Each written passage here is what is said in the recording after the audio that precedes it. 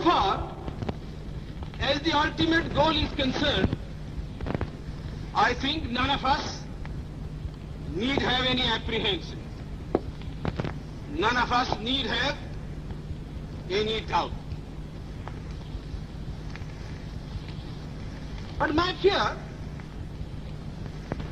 which I must express clearly, is this. Our difficulty, as I said, is not about the ultimate future.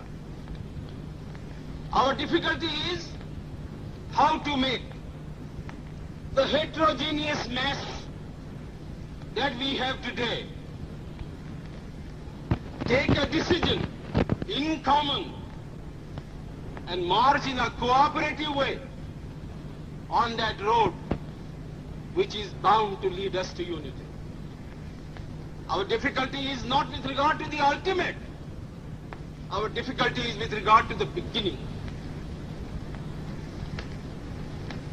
Mr. Chairman, therefore, I should have thought that in order to make a start, in order to induce every party, every section in this country,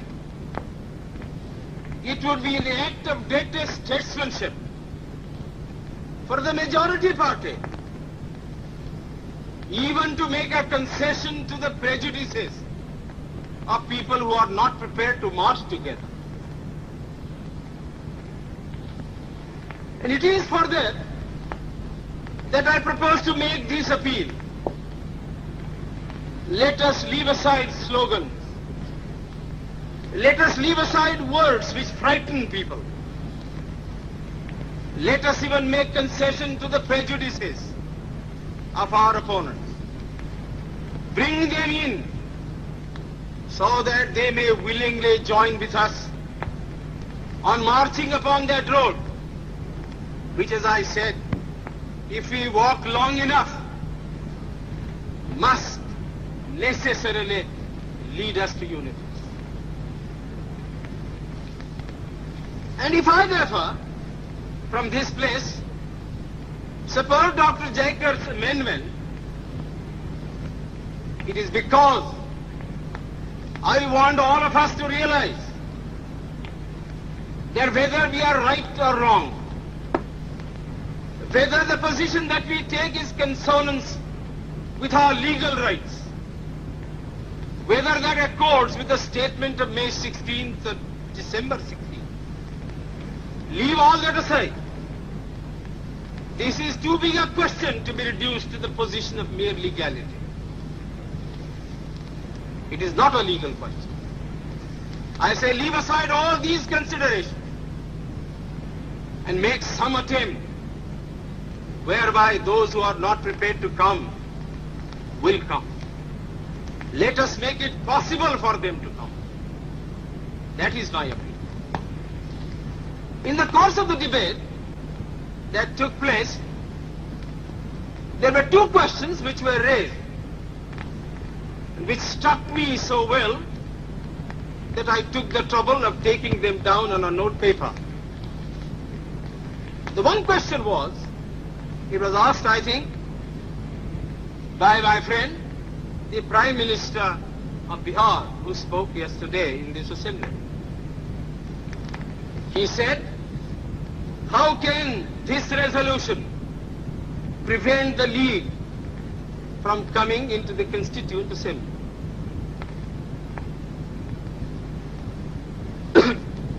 Today, my friend Dr. Shyam Prasad Mukherjee asked another question.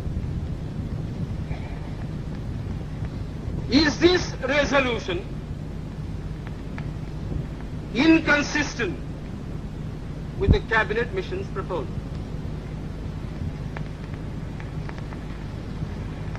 Now, sir, I think they were very important questions. And they I think, ought to be answered. And answered categorically. I do maintain that this resolution, whether it is intended to bring about the result or not, whether it is the result of cold calculation or whether it is a mere matter of accident, is bound to have the result of keeping the Muslim League out. And I'll substantiate what I said. Sir, I invite your attention to paragraph 3 in the resolution, which I think is very significant and very important. Paragraph 3 envisages the future constitution of India. I do not know what is the intention of the mover of the resolution, but I take it that it is a sort of, after this resolution is passed, it will act as a sort of a directive to the Constituent Assembly to frame the Constitution in terms of paragraph 3 of the resolution. What does paragraph 3 speak of? Paragraph 3 says that in this country there shall be two different sets of polity. One at the bottom, the autonomous provinces or the state, or such other areas as care to join a united India. These autonomous units will have full powers. They will have also residuary powers. At the top and over the provincial units, there will be a union government having certain subjects for legislation, for execution and for administration. Sir, as I read this part of the resolution, I do not find any reference to the idea of grouping, an intermediary structure between the union on the one hand and the provinces on the other. Now, reading this paragraph in the light of the cabinet mission's statement, or reading it even in the light of the resolution passed, having said that we do not want a strong center, and having accepted that there must be or should be an intermediate polity, a sub-federation between the union government and the provinces, I like to know why there is no reference in paragraph 3 to the idea of grouping. I quite understand that the Congress party, the Muslim League and His Majesty's government is not ad idem on the interpretation of that particular idea about grouping.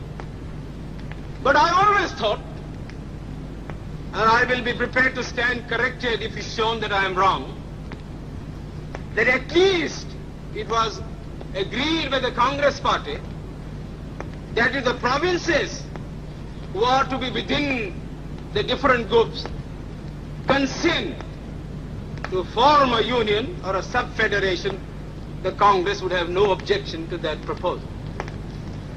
I believe I am correct in interpreting the mind of the Congress party. So the question that I ask is this: why did not the mover of this resolution make reference to the idea of having a union of the provinces or a group of provinces on the terms on which he and his party was prepared to accept? Why is the idea of union completely effaced from this resolution? I find no answer.